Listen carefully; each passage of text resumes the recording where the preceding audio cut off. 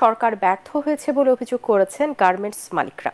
আশুলিয়ার সংঘর্ষে গুলিবিদ্ধ হয়ে আজও মারা গেছেন এক কর্মী। এই ঘটনায় দুঃখ প্রকাশ করে বিজিএমইএ অভিযোগ করে জানায়, অন্তর্বর্তী সরকারের 2 মাস হতে চললেও শিল্প এলাকার নিরাপত্তা নিশ্চিত করা হয়নি। কারখানা ভাঙচুর ও অগ্নিকাণ্ডের শিকার হলে প্রশাসনের সহায়তা চেয়ে পাওয়া যাচ্ছে না।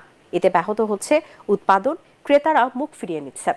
বিজিএমইএ ভবনের সংবাদ সম্মেলনে এসব অভিযোগ করেন কারখানা মালিকরা। শারফুল আলমের রিপোর্ট। এলো ভিশন মুশকিল আসান অফার। যে কোনো ব্র্যান্ডের পুরনো ফ্রিজ নিয়ে চলে আসুন ভিশন শোরুমে আর নিয়ে যান নতুন ভিশন ফ্রিজ 20% পর্যন্ত ছাড়। সোমবার আশুলিয়ার টঙ্গাবাড়ি এলাকায় ম্যাঙ্গো ট্যাক্স লিমিটেড সহ কয়েকটি গার্মেন্টসের শ্রমিকরা বিক্ষোভ করেন। দুপুরের দিকে পুলিশের সাথে সংঘর্ষে সেখানে গুলিবিদ্ধ হন কাউসার হোসেন খান, রাসেল মিয়া ও নয়ন। তাদের মধ্যে এনাম মেডিকেল কলেজ হাসপাতালে মারা যান কাউসার হোসেন খান। এই ঘটনায় ওই এলাকায় উত্তেজনা ছড়িয়ে পড়লে শ্রমিকরা রাস্তায় নেমে আসেন। চন্দ্রায় ঢাকা টাঙ্গাইল মহাসড়ক অবরোধ করে রাখেন তারা। পরিস্থিতি নিয়ন্ত্রণে অতিরিক্ত পুলিশ মোতায়েন রয়েছে সেখানে। এই পরিস্থিতিতে সাভার, আশুলিয়া ও জিরাবো এলাকায় 31টি পোশাক কারখানার নিরাপত্তার শঙ্কায় বন্ধ করে রাখা হয়। এর মধ্যে 12টি কারখানা বিনা বেতনে বন্ধ রয়েছে।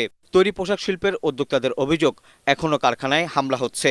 আক্রান্ত অবস্থায় দ্রুত সাড়া মিলছে না প্রশাসনের। বিজিএমইএ ভবনে আয়োজিত সংবাদ সম্মেলনে শিল্প উদ্যোক্তারা অভিযোগ করে বলেন, বহিরাগতদের উস্কানিতেই